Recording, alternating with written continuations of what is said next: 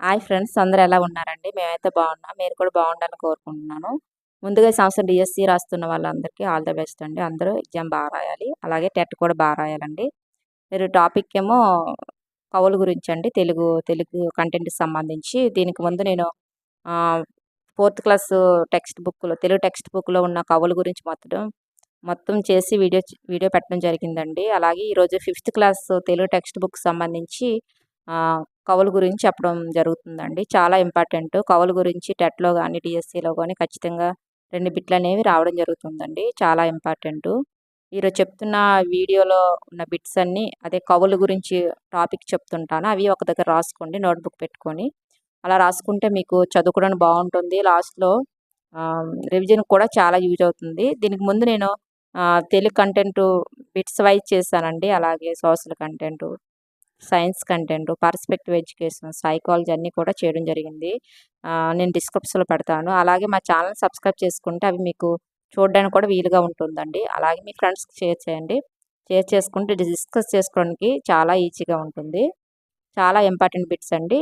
మీరు స్కిప్ చేయకండి. స్కిప్ చేస్తే ఏదైనా బిట్ మిస్ అవ్వచ్చు టెట్‌లో గాని, డిఎస్సిలో గాని. అలాగే మా ఛానల్ సబ్స్క్రైబ్ చేసుకున్న వాళ్ళందరికీ చాలా థ్యాంక్ యూ అండి. Thank you so much. అలాగే లైక్ చేయండి. లైక్ చేస్తే నాకు కొంచెం సపోర్ట్ చేసినట్టు ఉంటుంది. బిట్స్ మాత్రం స్కిప్ చేయకండి. చాలా important. Fifth class Telugu text book సంబంధించి కవులండి ఇవి. కవుల గురించి అసలు బిట్స్ అసలు మిస్ అవ్వండి. వస్తాయి, ఖచ్చితంగా వస్తాయి. ఓకే అండి. ఇప్పుడు మనం బిట్స్‌లోకి వెళ్దాము. Fourth class text book Telugu text book అనేది ఈ విధంగా ఉంటుందండి. ఈరోజు మనం ఇందులో ఉండే కవుల గురించి మనం తెలుసుకుందాం. వాళ్ళు రాసే లెసన్స్ కూడా తెలుసుకుందామండి. ఫస్ట్ ఏ ఏ దేశం ఏగినండి ఫస్ట్ లెసను. ఇది రాసిన వారు రాయప్రోలు సుబ్బారావు అండి. ఇతను 13 మూడో నెల 1892లో పుట్టడం జరిగిందండి. 36 నెల 1984 మరణించడం జరిగింది. రాయప్రోలు సుబ్బారావు అభినవ నన్నయ బిరుదాంకితుడిగా, నవ్య కవిత పితామహుడిగా పేరు పొందారండి. తృణకంకణం, స్నేహలత, స్వప్నకుమారం, కష్టకమల, ఆంధ్రావళి, జడకుచ్చులు, వనమాల మొదలైన కావ్యాలను రచించారు. రమ్యాలోకం, మాధురీ దర్శనం అనే లక్షణ గ్రంథాలు రాశారండి. వీరి భాషా సేవలు గుర్తించి భారత ప్రభుత్వం పద్మభూషణతో సత్కరించిందండి. చాలా ఇంపార్టెంట్ బిట్స్ ఇందులో కూడా మనకి బిట్స్ అనేవి రావడం జరుగుతుందండి. అలాగే అతను రాసిన రచనలు, బిరుదులు అన్నీ కూడా ఇవ్వడం జరుగుతుంది. తర్వాత లెసన్ సాయం అండి. రెండో లెసన్. ఇది రాసిన వాళ్ళు జాకోఫ్ అండి. ఇతను 1913లో జన్మించడం జరిగింది. 1991లో మరణించడం జరిగింది. జాకోఫ్ దక్షిణాఫ్రికా నవల రచయిత అండి. కథా రచయిత కూడా, కవి కూడా, సంపాదకులు కూడా అండి. ఇది ఒక అనువాద కథ అండి సాయం అనేది.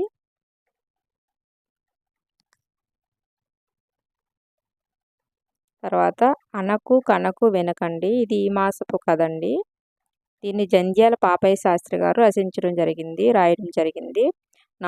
ఇతనేమో 8వ నెల 1912లో జన్మించడం జరిగింది. 21 6 నెల 1992లో మరణించడం జరిగిందండి జంధ్యాల పాపయ్య శాస్త్రి గారు. జంధ్యాల పాపయ్య శాస్త్రి కరుణశ్రీగా సుప్రసిద్ధులండి. ఉదయశ్రీ, విజయశ్రీ, కరుణశ్రీ, అరుణకిరణాలు మొదలైనవి వీరి ప్రసిద్ధ ఖండకావ్యాలు.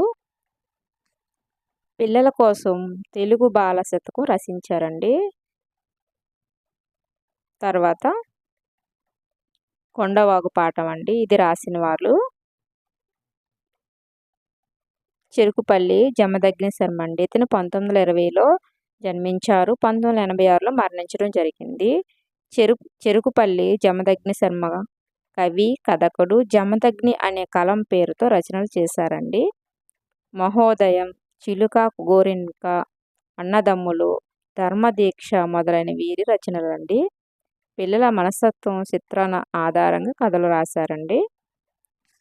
ఉదాహరణకి ఇందులో బిట్స్ ఎలా వస్తాయంటే అన్నదమ్ములు, ధర్మదీక్ష మొదలైన రచనలు ఎవరు చేశారని అడగడం జరుగుతుందండి. బిట్స్ ఈ విధంగా కూడా అడగడం జరుగుతుంది. తర్వాత వడగళ్ళు అండి నెక్స్ట్ లెసను. ఇది రాసింది ఏడిద కామేశ్వరరావు గారండి. ఇతను 12/9 1913లో జన్మించడం జరిగింది. 1984లో మరణించడం జరిగింది. ఏడిద కామేశ్వరరావు ఆకాశవాణిలో పనిచేశారండి. రేడియో అన్నయ్యగా ప్రసిద్ధులు. చూడండి బిట్ ఎలా వస్తుందో. రేడియో అన్నయ్యగా పనిచేస్తుంది ఎవరిని అంటారని అడగడం కూడా జరుగుతుందండి. రాష్ట్రగీతం, జైలు రోజులు, ఇండోనేషియా చరిత్ర మొదలైన రచనలు చేశారు. బాలల కోసం ఎన్నో పాటలు, నాటికలు రాశారండి. బిట్స్ ఇవన్నీ ఒక దగ్గర రాసుకోండి, ఒక నోట్స్ పెట్టుకోండి. 5th class Telugu text book యొక్క కవులని. నెక్స్ట్ జై గీతం అండి. ఇది రాసింది బోయి భీమన్ అండి. ఇతను 19/9/1911లో జన్మించడం జరిగింది. 16/12/2005లో మరణించడం జరిగిందండి. బోయి భీమన్న కవి, నాటకకర్త. పాలేరు, కులిమిరాజు వంటి నాటికలు, గుడిసెలు కాలిపోతున్నాయి, మధుగీత వంటి ఖండకావ్యాలు రచించారు. వీరు పద్యం, పాట, వచనం మూడింట్లోనూ సిద్ధహస్తులండి. పాలేరు నుంచి పద్మశ్రీ వరకు అన్నది వీరి స్వీయ చరిత్ర. వీరు కేంద్ర సాహిత్య అకాడమీ పురస్కారం పొందారండి. ఉదాహరణకి కులిమురాజు, పాలేరు వంటి నాటికలు ఎవరు రాశారని ఇవ్వడం కూడా బిట్స్ జరుగుతుందండి. తర్వాత పెన్నేటి పాట. నెక్స్ట్ పెన్నేటి పాట అండి. ఇది రాసిన వాళ్ళు విద్వాన్ విశ్వం అండి. ఇతను 21/10/1915లో జన్మించడం జరిగింది. 19/10/1987లో మరణించడం జరిగిందండి. విద్వాన్ విశ్వన్ కవి, కథకుడు కూడా అండి. సంస్కృత కావ్యాలను తెలుగు వచనంలోకి అనువాదించారు. పెన్నేటి పాట, విలాసిని, రాతలు, గీతలు మొదలైనవి వీరి రచనల్లో కొన్ని. రాయలసీమ సౌందర్యాన్ని, విషాదాన్ని సమంగా చిత్రించిన పెన్నేటి పాట నుండి ఈ ఖండికను తీసుకున్నారు. ఈ లెసన్ అనేది ఆ ఖండికలో నుంచి తీసుకోవడం జరిగిందండి. తర్వాత 3 చేపలు అండి. ఇది రాసిన వాళ్ళు శ్రీపాద సుబ్రహ్మణ్య శాస్త్రి అండి. ఇతను 23/4/1891లో జన్మించడం జరిగింది. 25/2/1961లో మరణించడం జరిగింది.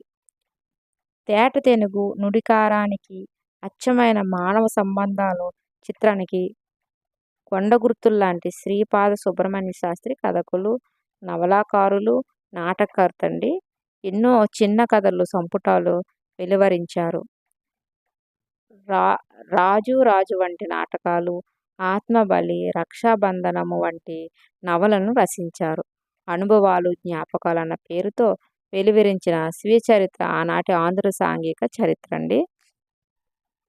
లెసన్ పేరు కూడా చెప్పడం జరుగుతుంది. ఎందుకంటే సపోజ్ ఒక లెసన్ ఇచ్చి ఈ లెసన్ ఎవరు రాశారని కూడా అడుగుతారండి. అలాగే శ్రీపాద సుబ్రహ్మణ్య శాస్త్రి రాసిన లెసన్ పేరేంటి, ఏ పాఠం రాశారని కూడా అడగడం జరుగుతుంది. అందుకనే చెప్పడం జరుగుతుంది. నెక్స్ట్ ఇటీజ్ పండుగ అండి.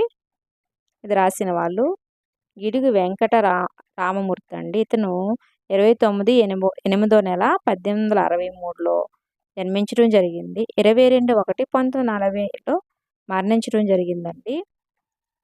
ఆధునిక తెలుగు భాషా ప్రవక్త, ప్రజల జీవితానికి దూరంగా ఉన్న గ్రాంధిక భాష స్థానంలో ప్రజల వాడుక భాషకు పట్టం కట్టిన యోధుడండి ఇతను.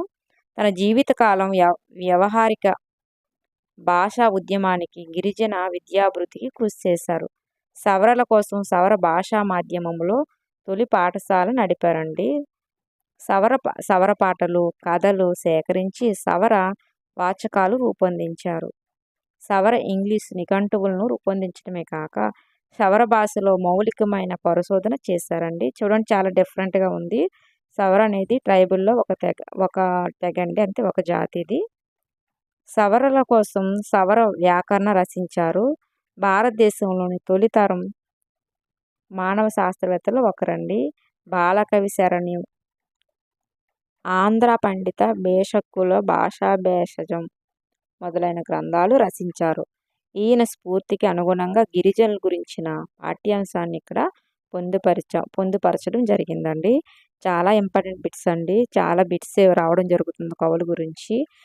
నేను 4th క్లాస్ కవులకు తెలుగు టెక్స్ట్ బుక్ యొక్క కవులు చెప్పడం జరిగింది. ఈరోజు 5th చెప్పడం జరుగుతుందండి. తర్వాత వీడియో ఏమో 6th క్లాస్కి సంబంధించిన తెలుగు టెక్స్ట్ బుక్లు ఉండే కవుల గురించి చెప్పడం జరుగుతుంది. కవుల గురించి ఖచ్చితంగా ఒక 2 బిట్స్ రావడం జరుగుతుందండి. టెట్లో అయినా డిఎస్సిలో అయినా చాలా ఇంపార్టెంట్. ఇవన్నీ ఒక దగ్గర రాసుకోండి. నిన్న చెప్పినవి కూడా ఒక నోట్‌బుక్‌లో రాసుకోండి. ఇవి కూడా ఒక నోట్‌బుక్‌లో రాసుకోండి. చాలా యూజ్ అవుతాయి. ఓకే అండి. Thank you so much.